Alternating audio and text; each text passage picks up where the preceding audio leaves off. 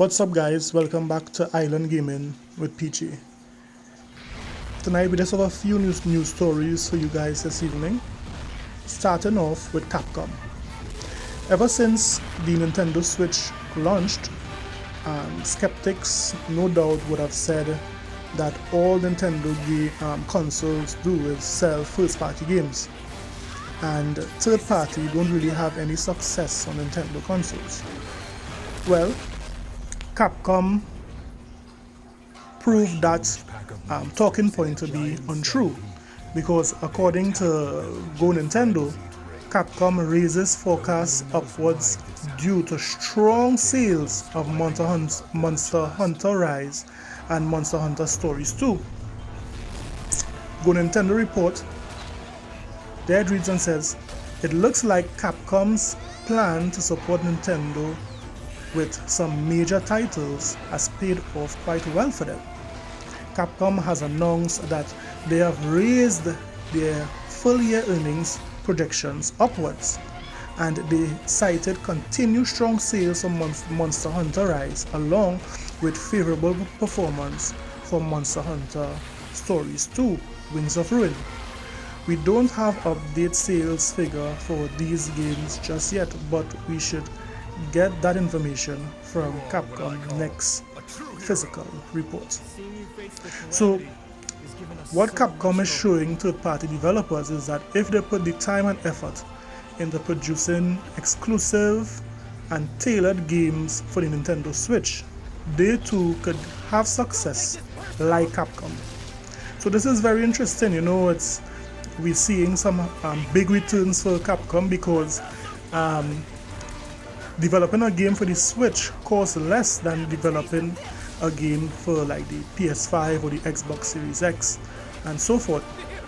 The textures are less, and I'm sure that the development cost no doubt would be less.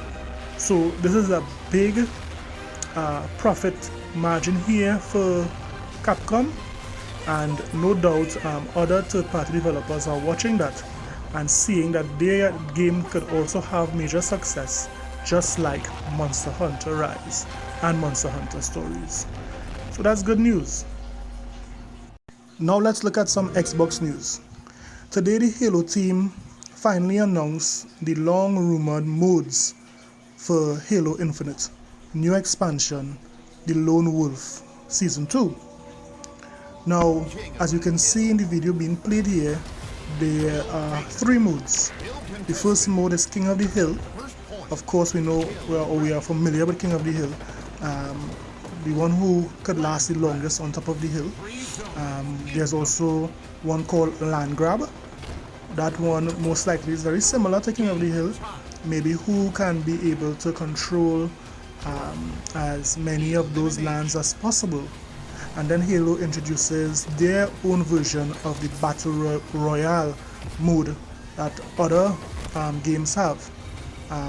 Their name, or they're calling it, Last Spartan Standing.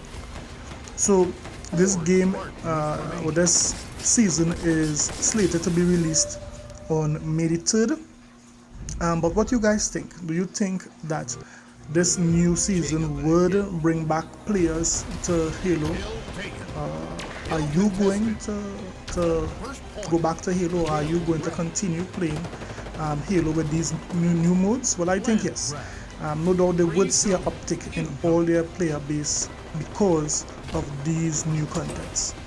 We'll wait to see if it continues as the months and years go on.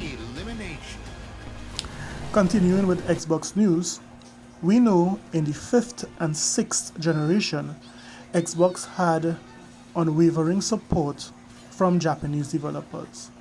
For example, they had exclusives like Lost Odyssey and Blue Dragon, and that's just to name a few.